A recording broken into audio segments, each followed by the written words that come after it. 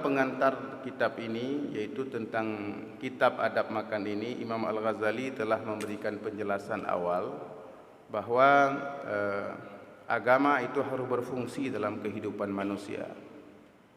Jadi bagaimana agama berfungsi dalam kehidupan manusia? Di antaranya adalah dengan memfungsikan agama pada saat manusia makan atau minum. Itu disebut sebagai agama berfungsi dalam kehidupan manusia. Salah satunya adalah dengan memfungsikan agama pada saat manusia ini mengkonsumsi makanan. Nah, di antara hal yang telah disampaikan adalah yang pertama, yang tidak boleh tidak pada saat makan adalah makanan tersebut merupakan makanan yang halal. Yang kedua, halal itu ada dua, ada halal ainnya, bendanya benda yang halal. Yang kedua, sumbernya adalah sumber yang halal. Yang kedua adalah membasuh tangan, karena Nabi mengatakan dalam satu hadis, al-wudu' qabla ta'at yunfil faqra. Berwudu sebelum makan itu akan menghilangkan kefakiran. Jadi sudah yang kedua. Pada malam ini kita akan membahas yang ketiga. Bismillahirrahmanirrahim. As-salisu ayyudha'at ta'amu ala sufrati al-mawdu'ati ala al-ardi. Fahuwa aqrabu ila fi'li Rasulillah sallallahu alaihi wasallam min rafihi ala al-ma'idati. Adab makan yang ketiga adalah meletakkan makanan di atas sufrah. Di atas sufrah yang diletakkan di atas lantai. Jadi kalau kita ingin melihat nanti bagaimana Rasulullah makan, apakah di rumah Rasulullah ada meja makan, ada kursi makan, dining table, apakah ada itu? Rupanya nanti kita akan lihat. Jadi adab yang ketiga adalah meletakkan makanan di atas sufrah. Sufrah itu adalah seperti ambal dia yang dari kulit. Di dalam tempat itu diletakkan, dibentangkan makanan. Tapi dia dari kulit atau dari kain. Itu disebut sufrah. Jadi diletakkan itu di atas lantai dan kemudian makanan ditaruh di dalam tempat tersebut. Disebut sufrah. Jadi pada masa Nabi mungkin dia terbuat dari kulit atau dari kain. Maka ketika Rasulullah makan itu meletakkan makanan di lantai dan di atasnya ada sufrah, tempat makan yang dari kulit ya biasanya. Kenapa harus meletakkan makanan di atas sufrah yang diletakkan di atas lantai atau di atas tanah? Fahuwa aqrabu ila fi'li Rasulillah sallallahu alaihi wasallam. Hal itu lebih dekat kepada mencontoh perbuatan Nabi sallallahu alaihi wasallam.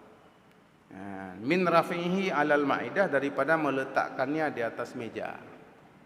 Jadi meletakkan makanan di lantai, menghidangkan makanan di bawah, itu lebih dekat dengan perbuatan Nabi daripada meletakkan makanan di atas meja. Apakah itu meja pendek atau meja tinggi? Karena bukan posisi orang duduk yang dipermasalahkan, tapi posisi makanan. Apakah makanan itu di atas lantai atau makanan tersebut di atas meja? Kalau kita lihat perilaku Rasulullah sallallahu alaihi wasallam, beliau itu meletakkan makanan di atas lantai di dalam sufrah, bukan di atas meja. Dan tidak ada meja mungkin di dalam rumah Nabi sallallahu alaihi wasallam. Rumah Nabi itu kan kalau kita lihat penggambaran dalam sejarah itu kan sangat sederhana. Bahkan pada masa Umar bin Abdul Aziz itu menjadi gubernur Madinah pada tahun 80 Hijriah atau 80-an Hijriah, itu ada keperluan untuk memperluas Masjidin Nabawi. Sementara rumah Nabi kan berdimpitan dengan Masjid Nabawi. Maka diperlukanlah dibuka rumah Nabi. Kan tidak pernah dibuka itu, karena itu situs yang sangat dilindungi dan dimuliakan. Lalu oleh Umar Abdul Aziz itu dibuka kepada umum.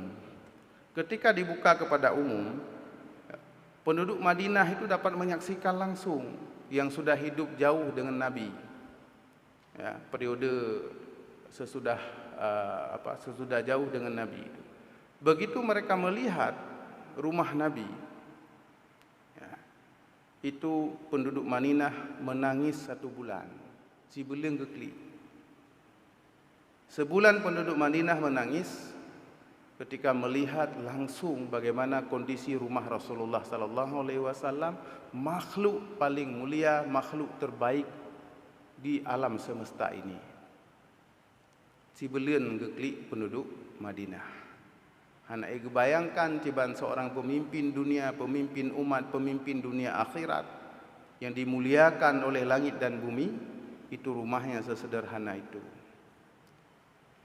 Maka di sini dapat kita lihat, apabila kita meletakkan makanan di bawah, ya, dengan di atas tempat yang disebut dengan sufrah pada masa, karena dalam tradisi masyarakat Arab itu ada sufrah, ada semacam ambal dari kulit yang kemudian di situ diletakkan makanan, maka itu lebih dekat kepada perbuatan Nabi sallallahu alaihi wasallam ketimbang meletakkan makanan di atas meja.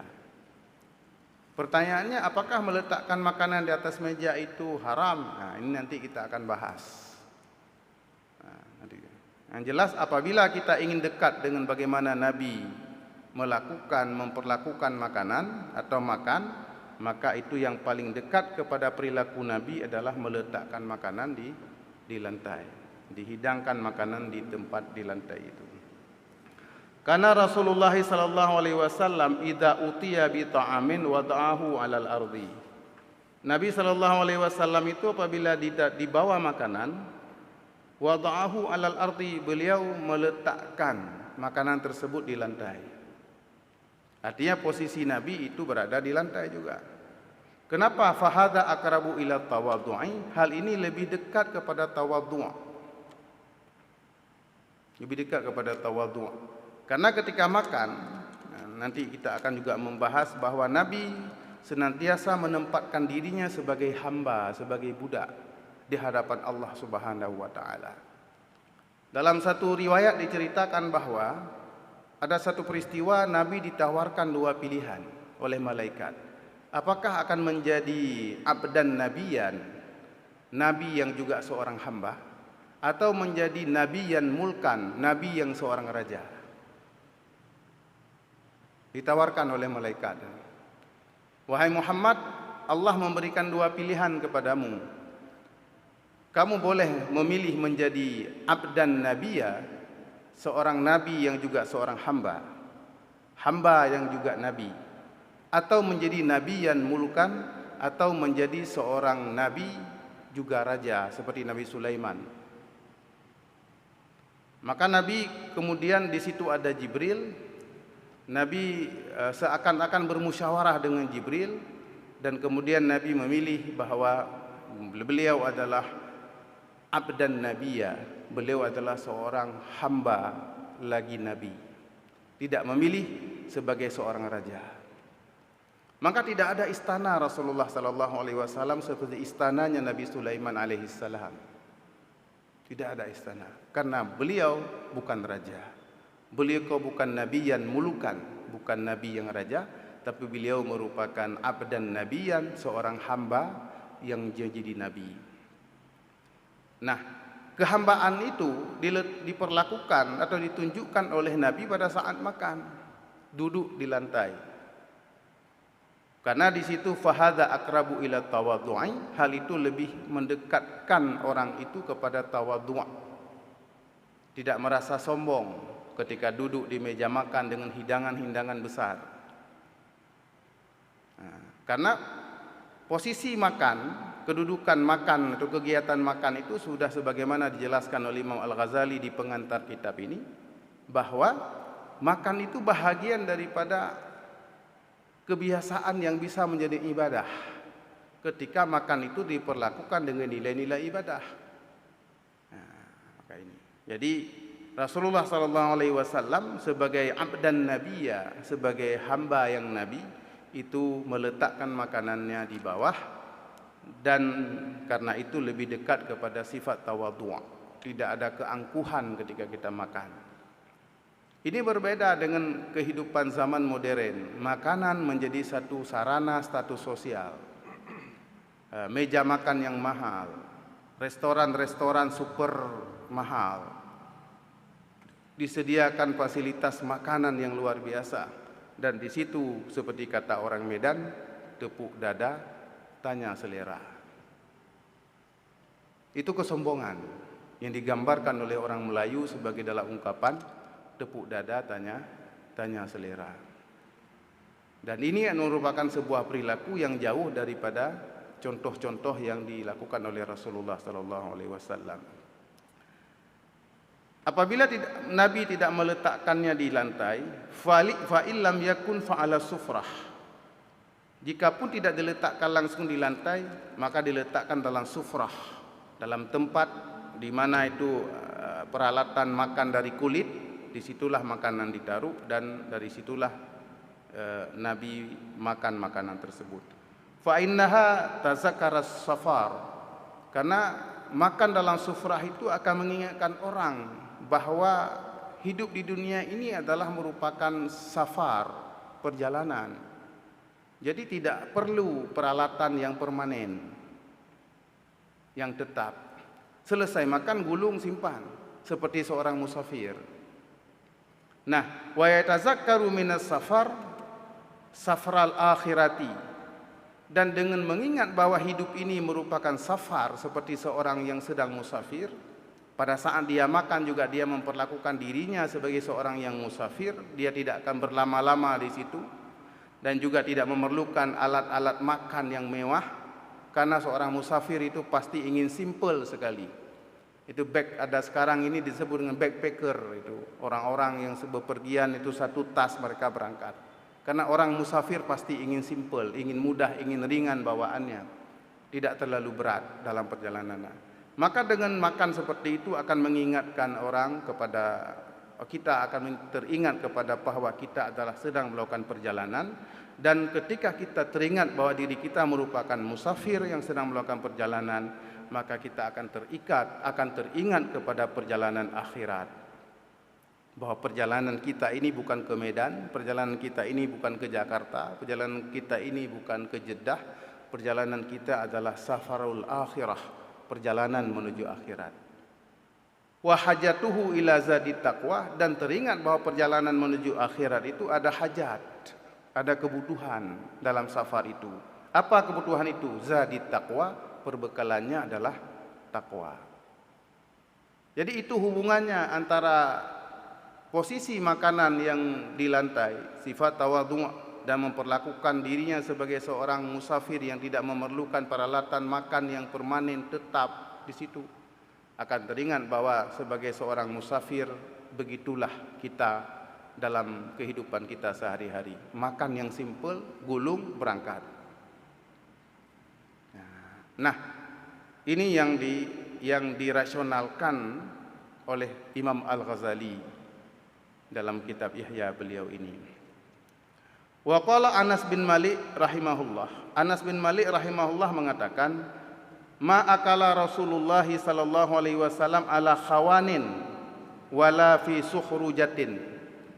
Tidak pernah Nabi sallallahu alaihi wasallam itu makan di atas meja makan, khawanin, meja. Meja makan tidak pernah Nabi makan di atas meja. Wala fi sukhrujatin, dan tidak pernah Nabi makan dalam piring. Ada piring kecil yang di situ berisi manis-manisan dan segala macam.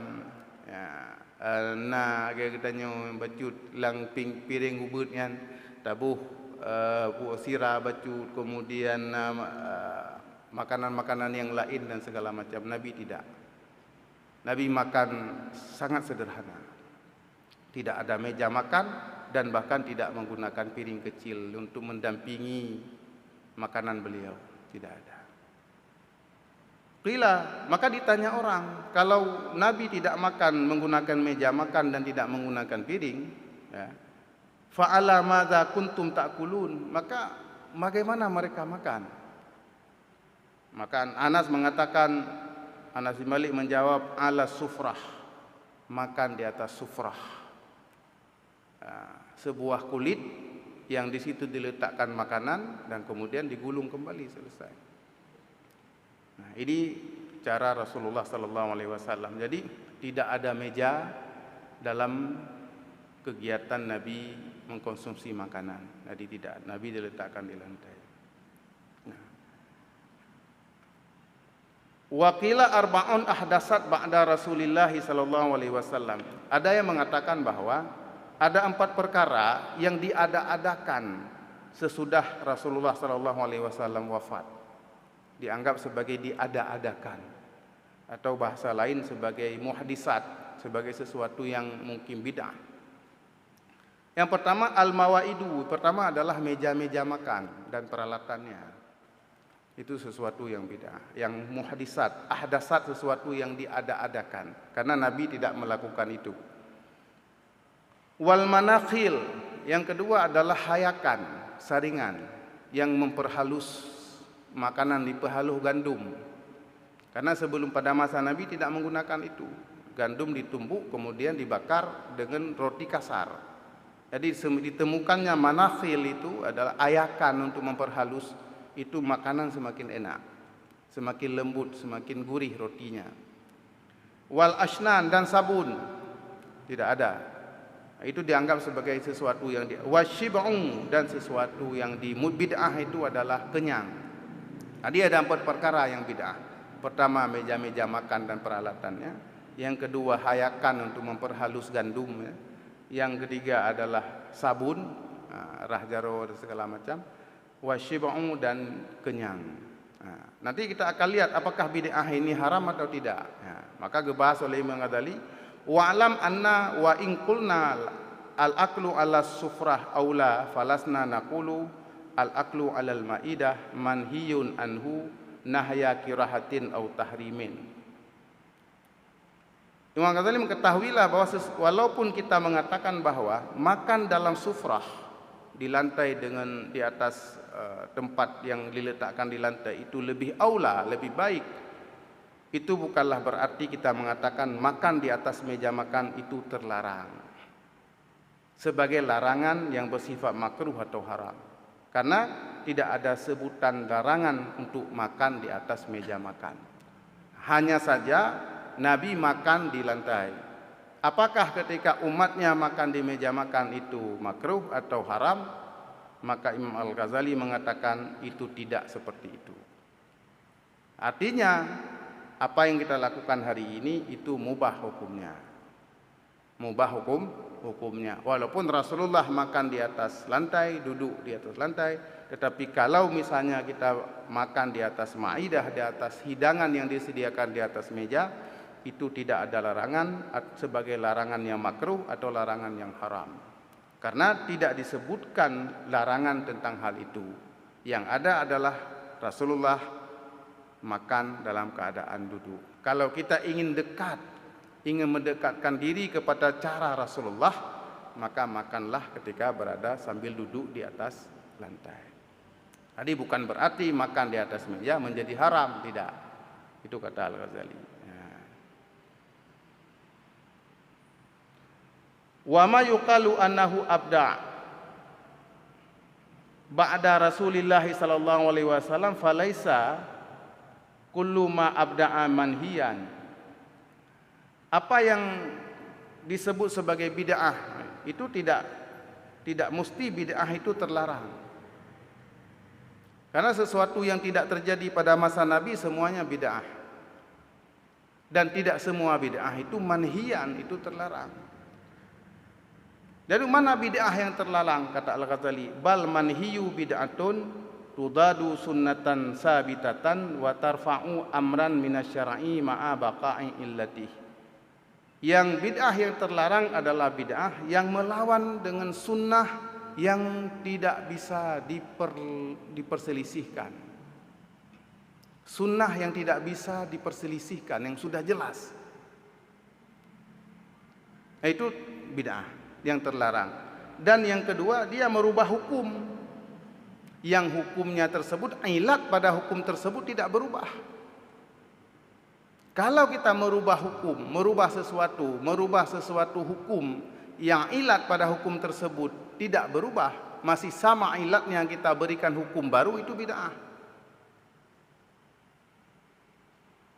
Itu bid'ah. Maka kata Al-Ghazali, tidak, yang disebut dengan bid'ah yang manhi, yang terlarang adalah bid'ah yang pertama dia jelas-jelas menentang dengan sunnah yang sabitah, sunnah yang sudah jelas, tidak bisa diotak-atik lagi. Yang kedua adalah merubah hukum pada sesuatu sementara ilat terhadap hukum tersebut masih ada. Ilat terhadap minuman keras adalah memabukkan, muskir.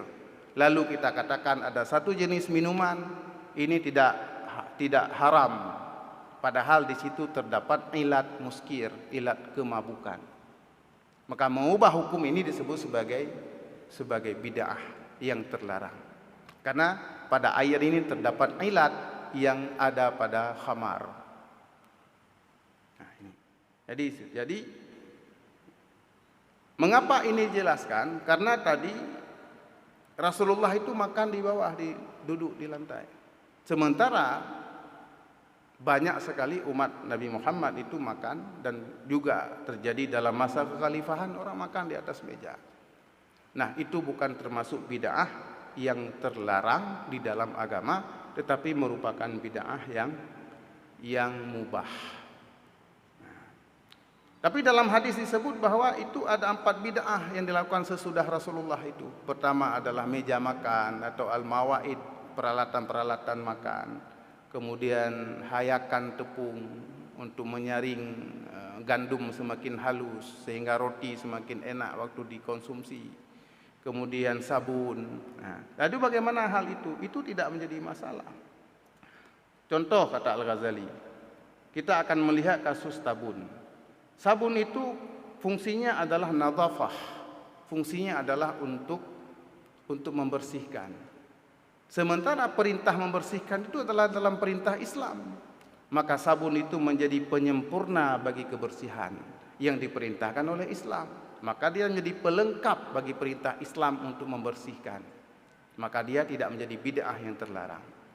Kemudian meletakkan makanan di atas meja, itu hanya meninggikan makanan, bukan menggantung makanan untuk dimakan.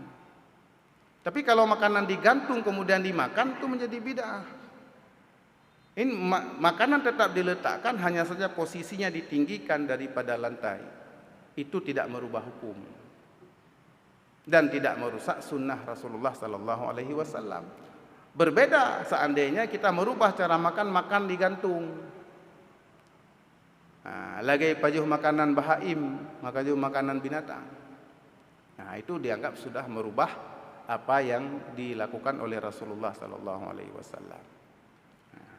Demikian juga dengan manakhil, dengan hayakan, saringan.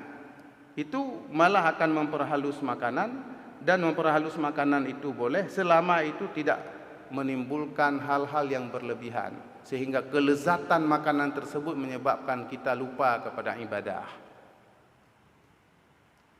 Yang bid'ah, yang non bid'ah, tetapi bid'ah itu tidak terlarang. Dan banyak sekali peralatan yang ditemukan sesudah Rasulullah sallallahu alaihi wasallam wafat. Nah, posisinya tetap dikategorikan bid'ah, tapi bid'ah tersebut bid'ah yang mubah. Kita menggunakan kendaraan berbeda dengan kendaraan yang dipakai oleh Rasulullah. Kita melakukan perjalanan berbeda dengan cara Rasulullah melakukan perjalanan, karena peralatan yang sudah modern, sudah berubah.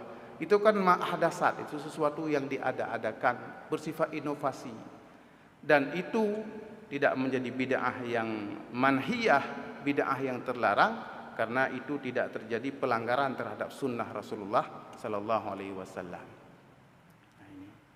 Jadi akhirnya apa kesimpulannya? Kesimpulannya adalah makan di atas meja makan itu boleh, mubah, malam yantahi ilal kibri wa ta'adumi, selama kita tidak sampai kepada posisi menjadi takabur, menjadi sombong ketika kita makan. Ini bahaya. Karena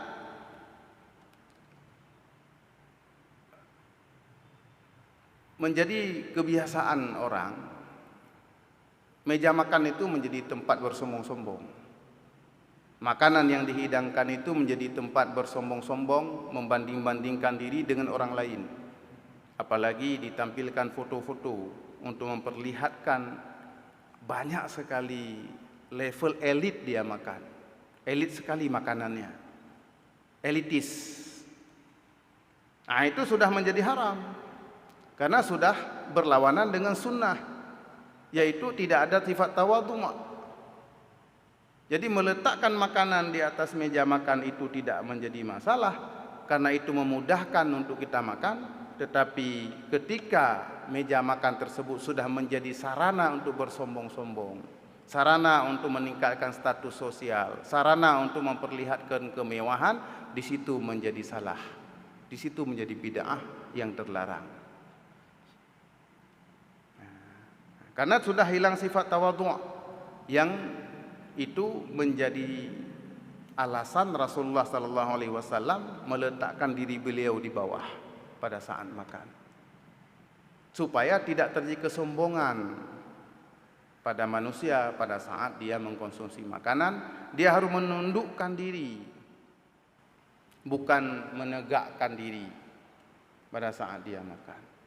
Karena ketika dia menegakkan diri di atas sandaran kursinya, apalagi kursi-kursi dan meja-meja yang mewah, maka itu akan menimbulkan kesombongan-kesombongan. Dan kesombongan inilah yang dilarang pada saat orang makan. Jadi bukan makan di atas meja yang mewah itu yang dilarang, tapi apabila muncul kesombongan di situ, kesombongan itulah yang dilarang. Dan itu sebagai bid'ah yang bertentangan dengan sunnah Rasulullah sallallahu alaihi wasallam. Wa amma syib'u fahuwa asyaddu hadhil arba'ah. Nah, di antara 4 hal yang diada-adakan tadi itu, yang paling berat, yang paling besar unsur bid'ahnya adalah kenyang. Nah, kalau masalah meja makan tadi itu bid'ah kalau muncul sifat sombong. Nah, tetapi kalau kenyang itu asyaddu hadhil arba'ah, ini bid'ah yang paling besar, yang paling berat. Fa innahu yad'u ila tahyiji syahwat, karena kekenyangan itu akan menimbulkan stimulasi syahwat, akan merangsangkan syahwat. Yo katro katanya yo butuh. Begitu konsumsi yang kita konsumsi makanan itu, maka kemudian kita butuh hasrat biologis untuk menyalurkan energi gizi yang kita makan itu. Musuh. Maka dia yad'u ila tahyiji syahwat, dia akan menggerakkan, merangsang syahwat. Makanya di dalam Al-Burdah, inna ta'ama yuqawwi syahwatan nahimi. Makanan itu akan memperkuat syahwat. Makanya kekenyangan itu akan menimbulkan keinginan syahwat. Wa tahrikil adwa fil badan, dan itu akan menimbulkan adwa, akan menimbulkan penyakit pada tubuh. Kekenyangan itu 2. Pertama akan merangsang syahwat, yang kedua dia akan menggerakkan, akan menimbulkan berbagai macam penyakit pada tubuh. Maka di antara hal yang 4 hal yang dianggap yang bid'ah dari itu, ahdasat yang diada-adakan itu, yang paling berat adalah bid'ah pada masalah kenyang. Makan dalam keadaan menjadi kenyang. Karena kenyang tersebut akibatnya secara rohani tidak baik, secara jasmani juga tidak baik. Secara rohani akan menimbulkan syahwat, dan itu akan menimbulkan dosa apabila tidak bisa dikendalikan. Yang kedua, secara jasmani akan menimbulkan berbagai macam penyakit pada badan. Maka dia menjadi sesuatu yang asyaddu, bid'ahnya menjadi agak berat, jadi sangat berat. Bapak Ibu sekalian yang dirahmati Allah Subhanahu wa taala, itulah beberapa aspek-aspek tentang adab makan yang ketiga. Kesimpulannya, adab makan yang ketiga adalah kalau kita ingin mendekatkan diri kepada cara Rasulullah makan, maka letakkanlah makanan, dihidangkan di lantai. Tetapi kalau kita makan di atas meja itu juga merupakan sesuatu yang dibolehkan karena tidak ada larangan yang shareh yang melarang umat Nabi Muhammad makan di atas meja, dengan catatan hal itu tidak menimbulkan kesombongan dan rasa-rasa sangat besar atau merasa lebih baik atau lebih tinggi dari orang lain. Nyo takalan expose meja makan luar biasa, takalan pameran meja makan ke dining table itu. Jadi meja makan itu menjadi sesuatu yang harganya bisa puluhan juta satu set. Itulah menunjukkan bahwa apa yang disampaikan oleh Rasulullah dan kemudian dijabarkan oleh Imam Al-Ghazali ini itu akan sampai kepada al-kibri, akan sampai kepada ketekaburan dan merasa menjadi orang-orang yang besar sehingga tidak muncul sifat tawadhu' pada saat dia mengkonsumsi makanan. Sementara sifat tawadhu' inilah yang menjadi nilai kenapa Rasulullah duduk makan di lantai. Demikian Bapak Ibu sekalian yang dirahmati Allah, kajian kita pada malam yang berbahagia ini.